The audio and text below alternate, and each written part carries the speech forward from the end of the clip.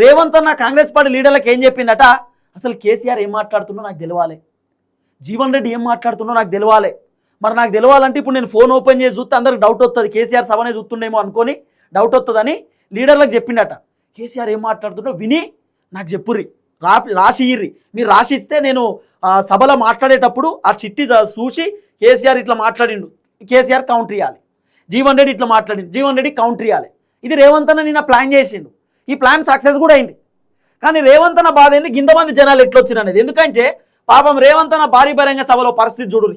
ఓ దిక్కు రేవంత్ అన్న మాట్లాడుతుంటే మహిళలు వెళ్ళిపోయారు. రేవంత్ అన్న భారీ బహిరంగ సభలో మొత్తం జనాలు వెళ్ళిపోయారు, గేట్లు తీసి మరి వెళ్ళిపోయారు. రైతు ఉత్సవాలను పెట్టిండు రేవంత్ అన్న. ఇక కాళేశ్వరం ప్రాజెక్ట్ ఎందుకు పోయిండు, ఇది రైతు భరోసా ఓపెనింగ్ కోసం అనిపించింది నాకు. రైతు భరోసా రిలీజ్ చేయాలని చెప్పి కంప్యూటర్ బటన్ ఒత్తడమేమో అనిపించింది. అన్ని ఖాళీ కుర్చీలే, మొత్తం టోటల్ ఖాళీ కుర్చీలు. రేవంత్ అన్నకు సంబంధించిన భారీ బహిరంగ సభ మొత్తం మహిళలు వెళ్ళిపోయారు.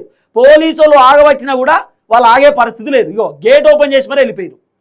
మాకు వద్ది సభ, ఎక్కడ సభ, ఏం కథ, అంటే కేసీఆర్ని తిట్టుడు, కేసీఆర్ని విమర్శలు చేసుడు, ఇది ఎక్కడ పరిశాన్ అని చెప్పి ఆయనతో జనాలు వెళ్ళిపోయినటువంటి పరిస్థితి. ఈ విధమైనటువంటి వ్యవహారం నడుస్తున్నది. మొత్తం వెళ్ళిపోయారు, ఎవ్వరు లేరు సభల.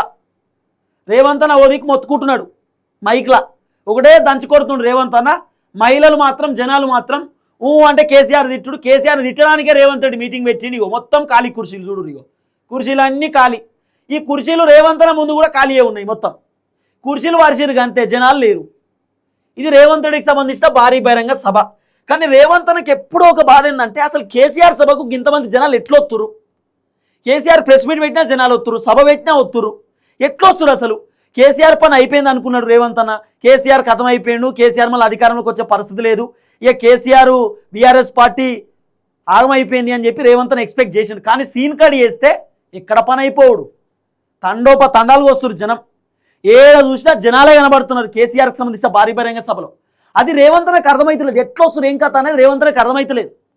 ఇక నిన్న రేవంత్ అన్న భారీ బహిరంగ సభ అయిపోయిన తర్వాత కూడా వస్తుంటే కేసీఆర్ మీటింగ్ కథ అంతా చూసిండట రేవంత్ అన్న ఫోన్లో.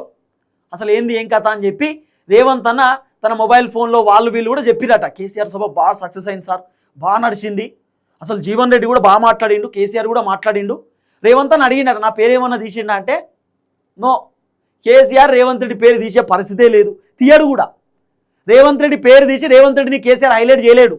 కానీ రేవంత్ అన్న మాత్రం పొద్దుగాల లేతే కేసీఆర్ పేరు తీసుడు, కేసీఆర్ని తిట్టుడు. కేసీఆర్ మాత్రం రేవంత్ రెడ్డి అనే పేరే తీయడు.